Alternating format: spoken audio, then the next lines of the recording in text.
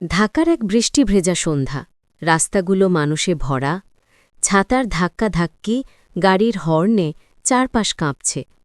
সেই ভিড়ের মধ্যেই হাঁটছে রফিক, একজন রিকশা চালক। তার জামা ভিজে গেছে, পকেটে প্রায় কিছুই নেই।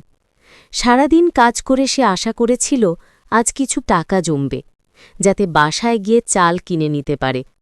কিন্তু ভাগ্য যেন নিষ্ঠুর, সূর্য ডোবার আগে তার রিকশার টায়ার ফেটে যায়। মেরামতের খরচ দেওয়ার পর হাতে থাকে মাত্র একটা 10 টাকার কয়েন। রফিক কয়েনটা হাতে নিয়ে নিঃশ্বাস ফেলল, পাশের চায়ের দোকানের দিকে তাকাল।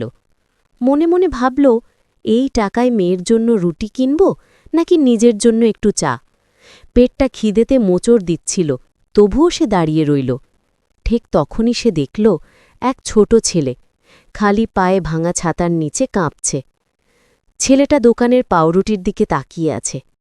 রফিক কাছে গিয়ে দোকানদারকে বলল, এই নে ভাই, এই ছেলেটাকে কিছু খেতে দে। ছেলেটা অবাক হয়ে তাকাল। চাচা, আপনি খাবেন না?